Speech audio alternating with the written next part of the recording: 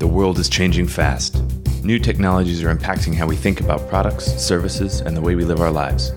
Nowhere is this trend more present than in financial services, where new business models and customer expectations are changing our conceptions about banking, finance, and the very nature of money.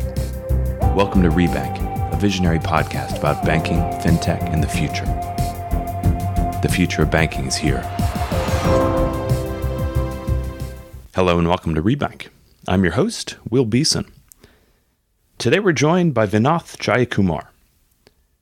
Vinoth runs Fintech investments for Draper Esprit, a premier London-based venture capital firm and backers of the likes of Revolut and TransferWise. Today we grapple with the backend infrastructure of banking, updating on a subject we've covered in the past with 10x, ThoughtMachine, Mambu, and others. These and other players have continued to build, recently signing big-name clients that expect the future of core infrastructure to be provided by Fintechs. This is a complex subject, and we certainly didn't cover everything. We'd love to get your thoughts on the topic on Twitter at Rebank Podcast. If you enjoyed today's episode, please take 30 seconds to leave us a review on iTunes. Thank you very much for joining us today. Please welcome Vinoth Jayakumar. Vinoth Jayakumar, welcome to Rebank. Thank you for having me here, Will. I think we've got a fascinating concept to dig into today, the backbone of banking, and really looking at kind of the infrastructure development that's been going on, right? So, I don't know, so much of fintech excitement early days was around, payments and lending or whatever, but actually some of the more visionary founders, those kind of biting off the largest chunks of the value chain are really trying to kind of recreate some of the most sensitive, core, critical infrastructure that kind of supports the entire industry. And I think you have unique insight into that based on some of the companies that you've invested in, analyzed. So maybe just to kick things off, quick intro on yourself and Draper Esprit. So I'm Vinoth. I'm an investment director here at Draper Esprit. I lead all our fintech and insurance investing. Draper Esprit is a slightly later stage technology venture capital fund based in London, investing across Europe. We are probably unique in the sense that we have sort of slightly reimagined the venture capital model. The typical venture capital model is set up with 10-year funds, where they 5 years invest and 5 years harvest, and they come up against the year 8-9 limits, where they kind of have to look for an exit, to show an exit, to raise their next funds. We are in a place where we are now investing on balance sheet. So we took the unusual step of listing ourselves on the AIM in the UK. And therefore, we've shifted from a fund model to a balance sheet model, or a patient capital evergreen model, where our capital refreshes itself. And by virtue of doing that, what that has done for the entrepreneur is that it has changed the horizon through which we can invest. And so we can stay the race with category-winning companies for as long as it takes, and help entrepreneurs build the next big winners out of Europe. Mm-hmm. You want to talk a bit about your fintech portfolio and the way you guys have approached things? Yes, yeah. Again, going back to the creativeness of our model, it has enabled us to do deals in a variety of different ways. So we can do primary deals, we can do secondary deals, we can also do fund-of-fund deals. TransferWise is a good example of that. So we became investors in a fund called Seedcamp. Seedcamp's leading asset at the time in their first two funds was TransferWise. So we acquired funds 1 and 2 from them. And as a result of that, we ended up with a stake in TransferWise. And that's how we became investors in TransferWise. The likes of Revolute is a direct investment from us. And we're also investors in companies like Crowdcube, Rebank, Form3, which is in payments, and a variety of others. All right. So I think, it's probably that one of those companies right there, Form3, which you can tell us a bit more about, that might be a good entry point into this conversation. So if we're talking about backbone of banking in core technologies, it'd be interesting maybe to start just to kind of get your 5,000 foot view on the space. Like what's the activity level in the market? How many, what does deal flow look like? How many people are actively working on this space versus the amount of opportunity that you see there? So it's interesting because it's a B2B space. B2B space in which sales cycles are very, very long. So they're not too many entrepreneurs building companies in back-end technology for banks. There are a lot more entrepreneurs building front-end technology. For example, Revolut equivalents, Monzos, Starlings, a variety of those banks. I think if we were to take 2 steps back and think about how do we become interested in this so-called backbone of banking, why does that even exist as a category? It's because we were starting to think about what is the single biggest cost layer for banks. And if you look carefully at some of the balance sheets and you look at some of the cost to income ratios, you'd see that actually they're up in the 40-50% mark. And that tells you that for every revenue that they make, they're spending up to half of that just servicing the revenue. And where does that cost go? It goes to human beings, people in backend, compliance, core banking, old core banking software, on-premise software that they're trying to work with to make transaction happen on the front end. Now, there are different groups of technology that are trying to solve that problem. I think the 3 that we've come across and are excited by are namely in fraud, in core banking systems, and in payments. Form 3 is an example of a company in the payment side of things. Mm-hmm. Can you describe for us in detail what Form 3 does? So like if you're talking about this payments component, can you describe that? So Form 3 is a technology provider to fintechs and banks, providing cloud-based software in account-based payments. Account-based payments is any payment that is outside the cards world. So it has nothing to do with your credit or debit card. It's got to do with you paying me from a bank account to another bank account. That typically goes through, if we're in the UK, that goes through UK faster payments. And for the bank to have access to faster payments, it has to build a sort of plumbing from the bank to faster payments. Form 3 provides that plumbing and maintains that plumbing once, and it's able to service multiple banks with that single line of plumbing.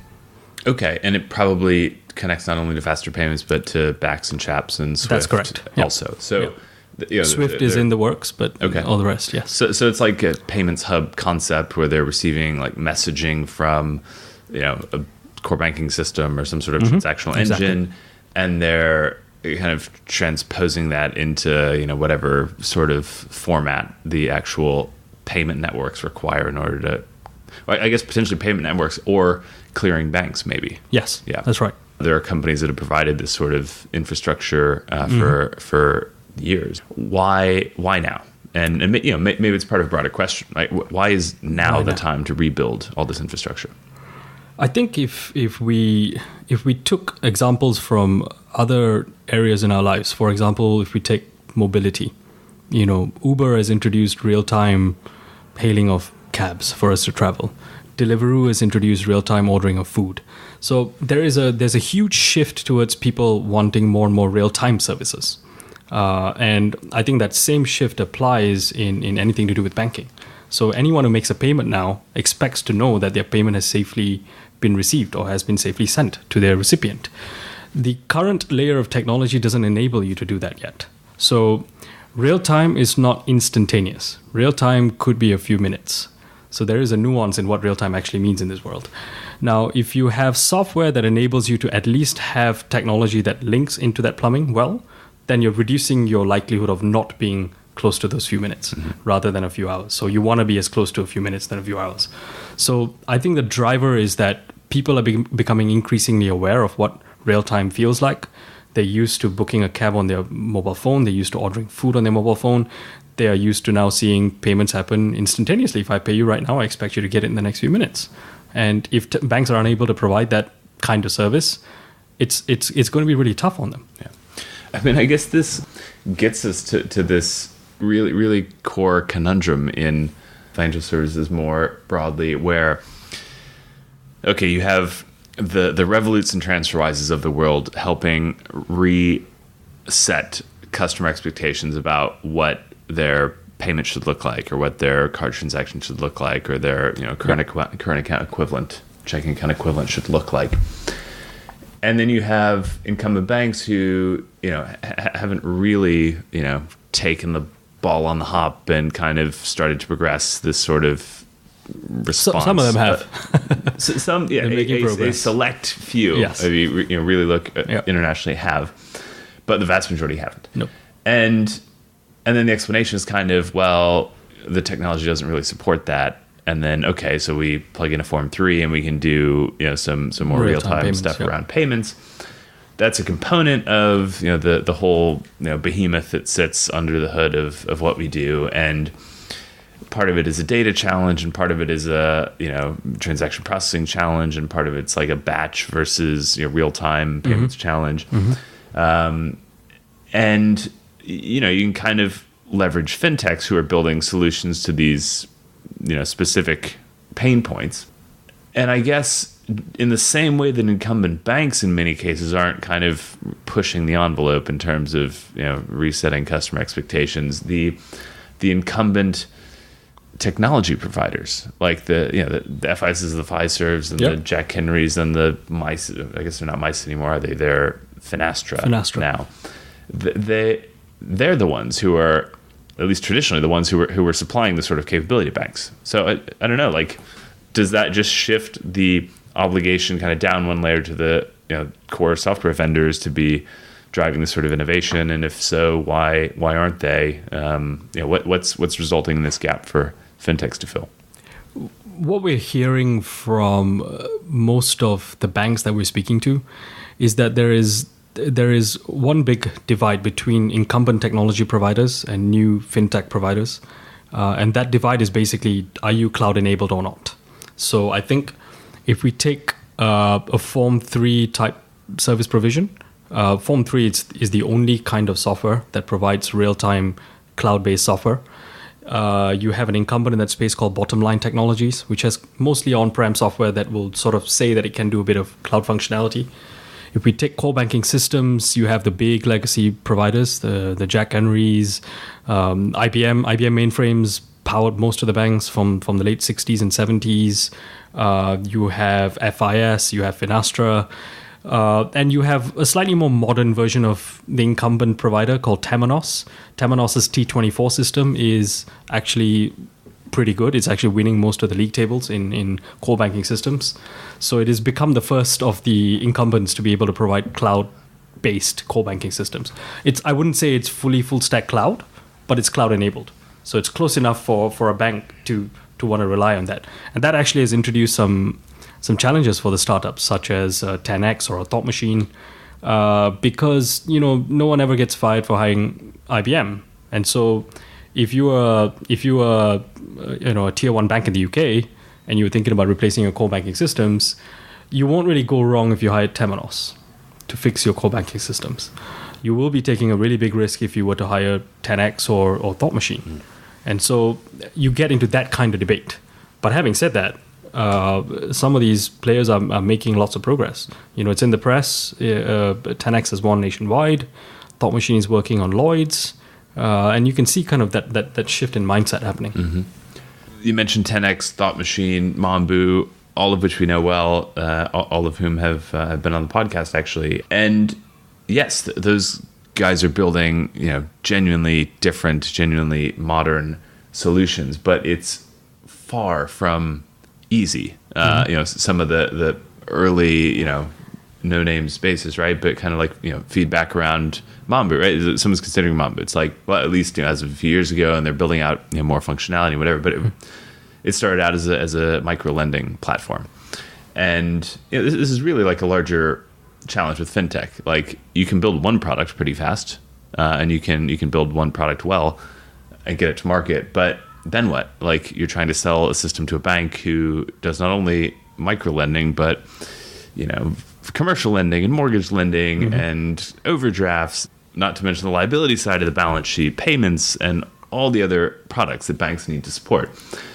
Either you end up plugging in dozens of systems to support all these various components, or it's just so much easier. You make the point of no one ever got fired for buying IBM. It's just so much easier to go with a quote-unquote out-of-the-box solution that delivers that. Like, you keep running the bank, shareholders are happy, management's happy, and you live to see another day, right?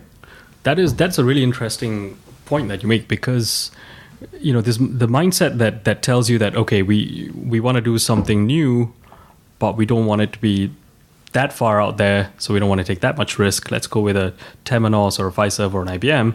That's fine, it works. In fact, most banks in the world, that is exactly what they're doing.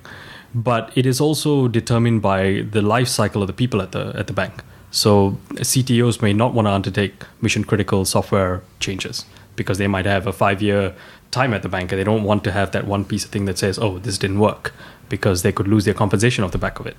I think you'll find that the broader landscape sort of if we're talking specifically about core banking systems, the broader landscape breaks down between what I would consider to be sort of full stack and then best of breed. You get the 10x and the ThoughtMachines, which are building full stack sort of core banking systems. Then you get the Mambu types, which are building cloud functionality, very good with particular modules, specifically lending, which is where Mambu started life. And then it started building on a savings engine, a checking engine, a card engine. You get different kinds of banks taking out those products. And it depends on who's buying the product. So very often we're seeing that actually the sales cycle splits up between two broad categories. The first of which is greenfields, or so-called neobanks or speedboats from the existing banks. There are a variety of those. Hello Bank by BNP Paribas, Astro by Santander. RBS has got a few called Bo and a few others I think they're working on. And then you get the brownfields, which is the existing banks replacing whatever is already there. Most of the success so far has started with greenfields, where the bank is saying, okay, I'll take a chance on you with this smaller project, see if you can make it work. If you can make it work, we can roll it out across the bank. That's been and that kind of works too, because usually those greenfield approaches are, let's start with this simplistic product set, but with great front end. And so it's really kind of the front end that we're innovating on, not we're not trying to replicate the full suite of products. Yes. And so you can kind of grow with the provider, I guess.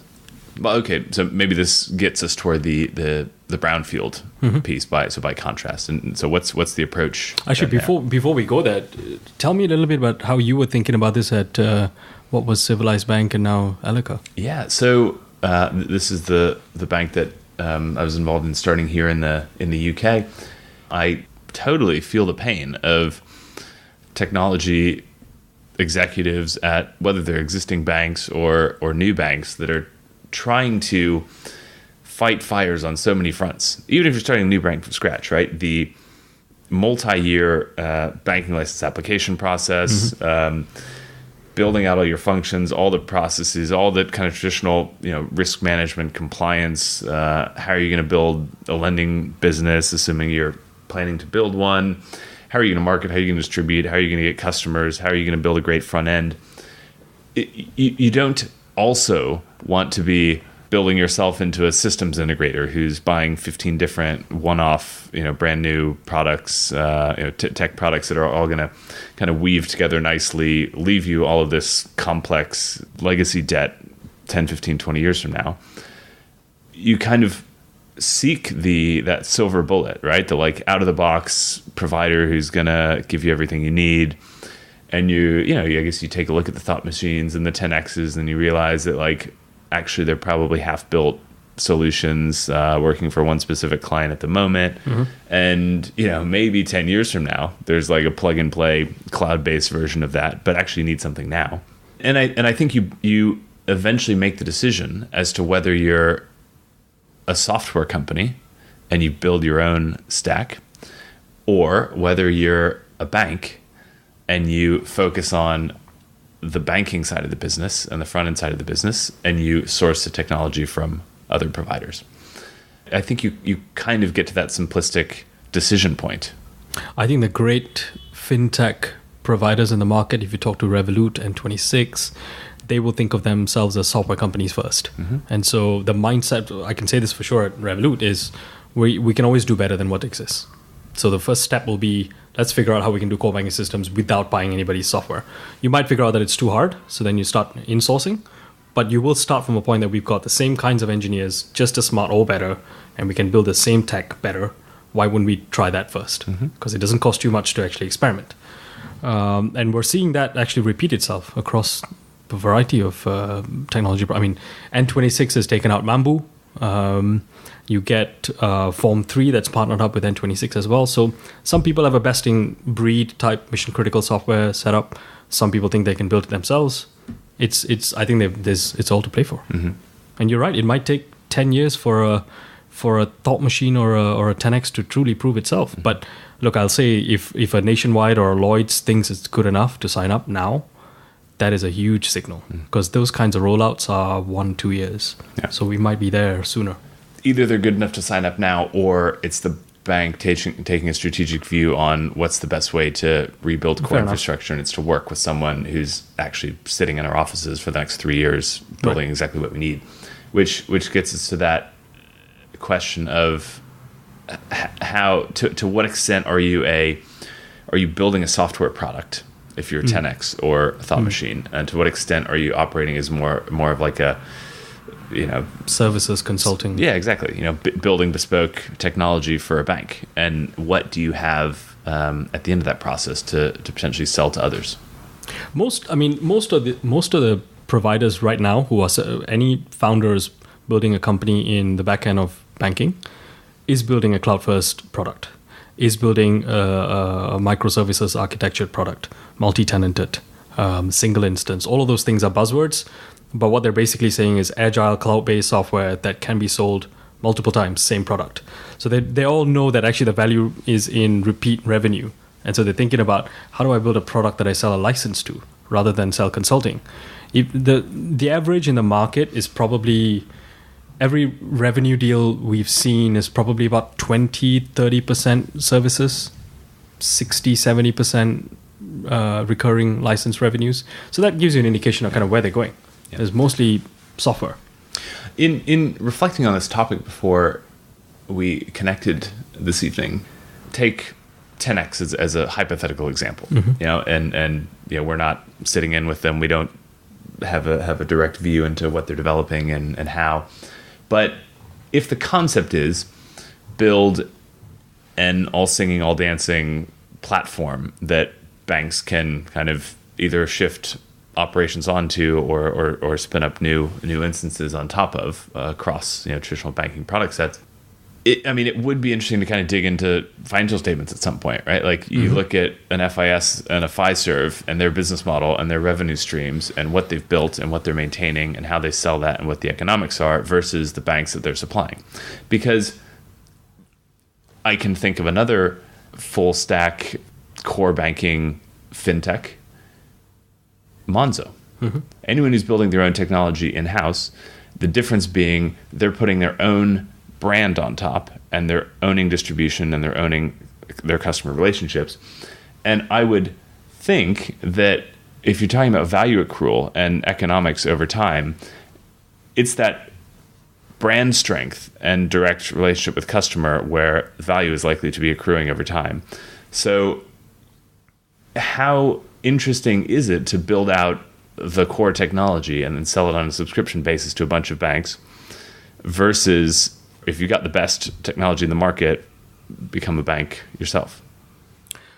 A very interesting question. So I think it's a completely different philosophy. So if you think about what a bank does, it basically takes deposits and lends money fundamentally, right? It does a lot of other things like treasury and payments, but it basically takes deposits and lends money.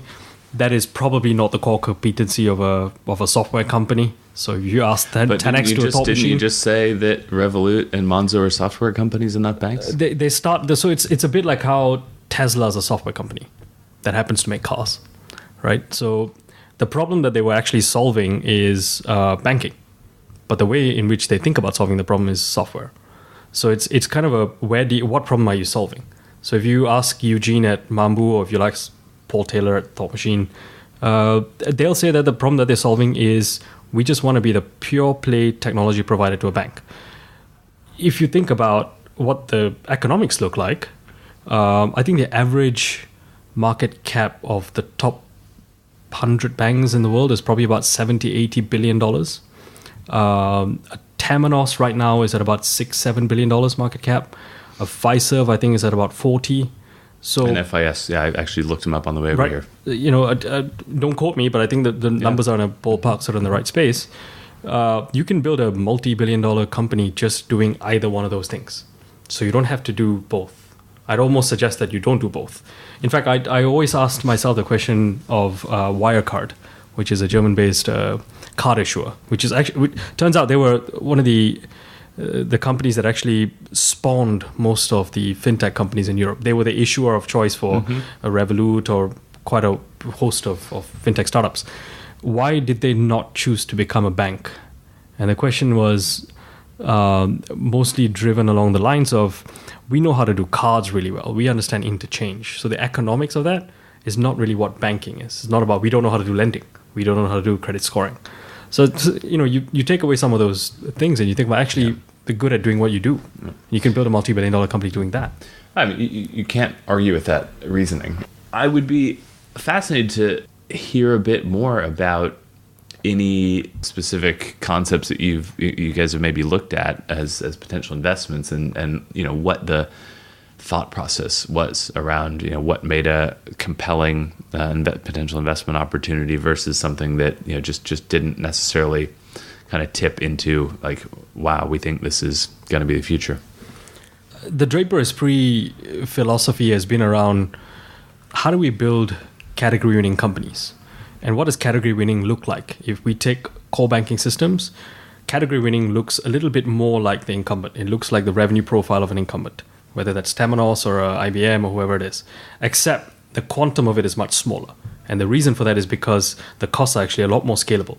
And so the pricing might be on a per live account, on a per live user, right? Instead of going, here's $1 billion 5-year transformation. It's like, actually, it's going to cost you 20 million because you're going to have this number of customers over the next 5 years.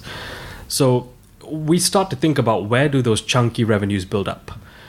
That is where the earlier split between what I consider to be cloud native and full stack applies. Because the full stack guys would be selling a core banking transformation at anywhere between 7-8 million up to 20, 30, 40 million a pop. Okay, that's a fraction of what a Temenos or an IBM would cost. The cloud-based providers would be selling on a per user basis based on how many users are live, and that could add up to the high hundreds of thousands. So it is a different kind of sell. It depends on which sort of line of thinking are you on. And just to refresh everyone's memory, the full stack providers were the likes of the 10Xs and the ThoughtMachines, right? And the 10X, ThoughtMachines, the Leveris, those Open out of Netherlands. Okay. And on the cloud native providers, who would those be? Mambu would be in that category. You would have Wealth Kernel in that category. I'd also classify some of what I would consider to be API layers in that category. So the Rails Bank, Solaris Bank in that category. Question out of personal interest for you. You know a ton about the space. Why?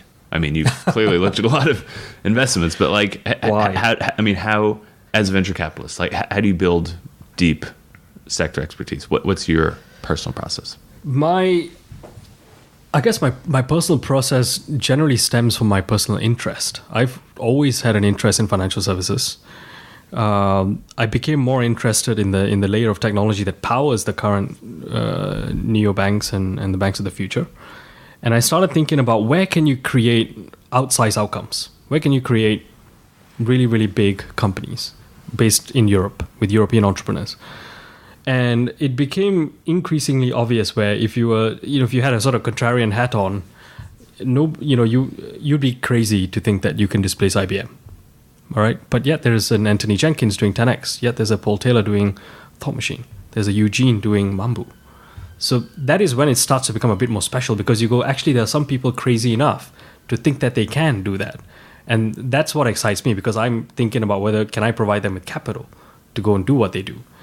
And that's, I think, kind of how I became interested in this. In fact, most of my initial journey in this started with conversations with Temenos.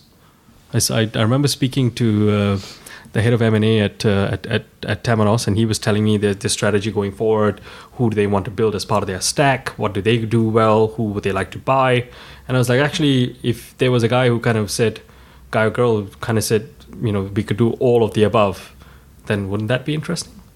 Turns out there are entrepreneurs who can do all of the above. Have you caught up with the Temenos M&A guy recently? No, I haven't actually. No, I haven't. It's been a while. It'd be interesting to see what they're thinking at this point.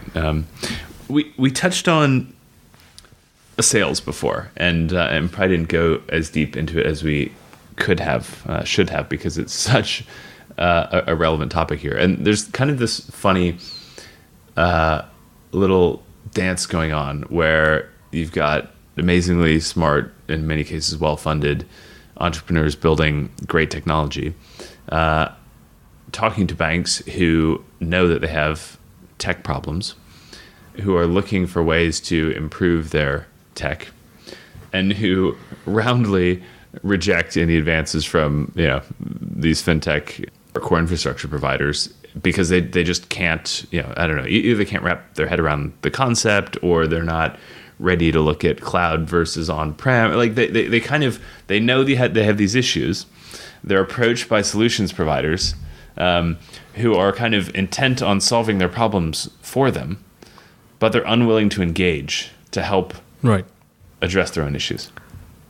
That's got to be so frustrating if you're an entrepreneur. If you're an entrepreneur, absolutely. So I think if we had an event here at Draper Esprit about 3 weeks ago in the backbone of banking, where we got a group of entrepreneurs in to discuss what the ailments were, how's it difficult, how do you sell, how do you crack the nut, so to speak. One of the critical pieces of insight that we gleaned from that was actually the fact that you, as an entrepreneur, you got to know whether the client that you're selling to, if it's a bank or a fintech, are they on a transformational journey? Do they have buy-in at every different level of the bank, right? Does the CEO think that we don't have good enough tech? Does the CTO think that? In fact, more often than not, the CEO needs to buy in more than the CTO. In fact, I can't name the company, but there's a big provider in this space where the CEO of an incumbent bank that bought into the tech is talking about this company at dinner parties. So for them, it's almost it's something of pride. And so I think it goes to show that actually the way in which banks are thinking about it has changed. They are thinking about what is mission critical. How do we think about multi-layers kind of going forward into many years? It's almost existential for them. If they can't provide the tech that builds products for the future, Revolutes and Monzos will eat up your customers. Yeah. So as a Series kind of B focused, a little bit of Series A, I guess, fund writing 10 to 20 million pound checks into these companies, this question of sales must be key, right? Because it's not about necessarily kind of like building version 1.0 of the product. Like they've probably done that with their seed money. And maybe kind of like helped enhance that proposition and land a few clients. And if you're coming as a Series B investor, it's how are we going to scale this thing? Like how are we going to go from 2 clients to like 20 clients? Mm-hmm. Sales is core. What do you see at the companies that are successfully raising from you guys, the ones that are really compelling? How are they thinking about enterprise sales? How are they set up to deliver on that? So what are they doing to enable themselves to sell? If I depart a little bit from the backbone of banking world, if we were to think about really just high cadence SaaS type selling, the best companies have a sales model that they're constantly tinkering. So they have a VP of sales who's constantly reworking what the commission structure should look. How's it in the US versus Europe? Who is the person who's got a quota or a quota bearing sales rep who's meeting their quarterly targets? Are they incentivized on total contract value? Are they incentivized on annually recurring revenue? Which one works? Which one doesn't work? How does that look different in the different geographies? The best SaaS companies are constantly tinkering with that. There's no fixed formula, right? Because times change, clients change, budgets change, and they have to kind of follow the trends in some ways. They also have a mindset about thinking about their customers in segments. So you get customers that you can acquire online, but you also get customers where you've got to build an outbound sales team. For coming back to the world of core banking systems, Mambu hosts a conference every year where they educate people in this space about here's what the future technology looks like. Here's what the lending module of 2025 looks like today. So if you're a new bank or an old bank trying to build the next lending module because you want to produce a best-in-class product, here's what it could look like. And so you're having that conversation years before it even becomes relevant. I think that is interesting.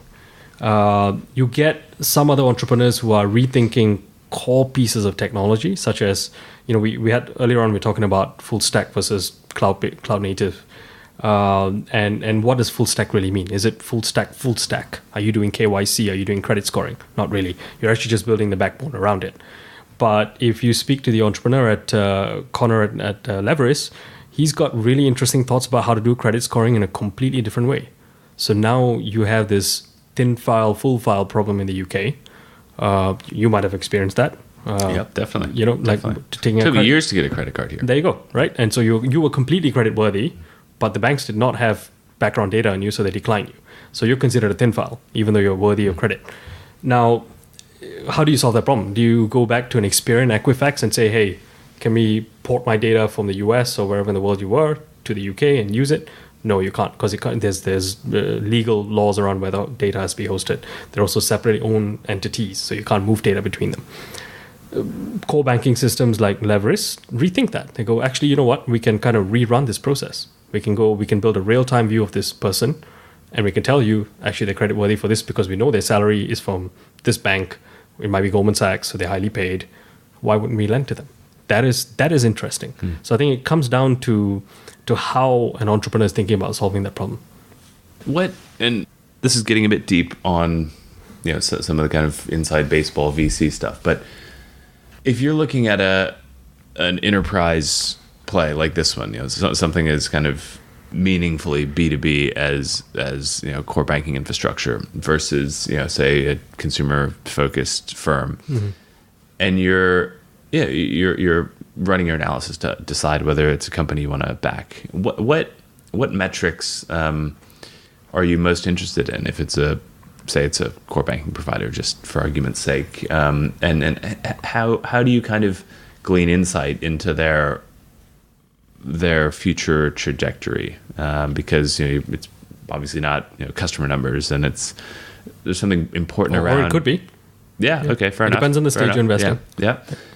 If the sales cycle is potentially 18 months long or whatever or longer, how do you make it informed projections about which company is doing well, which isn't? So that's the perennial debate we have in venture capital, because it comes down to what stage are you investing in. If you're investing in a seed and series A, you're backing the team in an idea, right? Do you think the idea is big enough, and is this the team to execute it? Can we get to a sort of MVP in that space?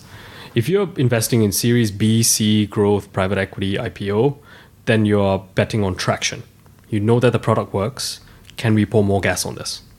So Draper Esprit is doing both of those. We're doing series A's, we're doing series B's.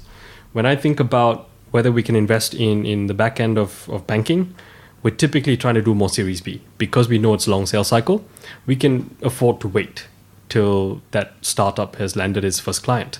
Might be Barclays, might be Lloyds, might be Nationwide. And once it's done that, we think about how repeatable that is. Is there a lockout? Will Barclays say, if you're working with me, you can't work with the 5 other banks in the UK, right? So you have to work out whether there are any legalities around how they can do that. But the rinse and repeat is what you want to look for. Is this software built bespoke? To our earlier point, is this bespoking specifically for a bank? That is easy to determine. You can look at the architecture of the technology to know that, okay, these are all the core modules that every bank in the world will need. You may not need all of it, you might need some of it, but it all exists. So you can take what you need as modules and grow with the technology provider. So it does come down to kind of how this team has proven that it can repeat its model. Yeah. We look at pipeline, you do the usual. Yeah, but I mean, it still sounds challenging because, as you say, like if they signed up one kind of strategic client, then there is no rinse and repeat.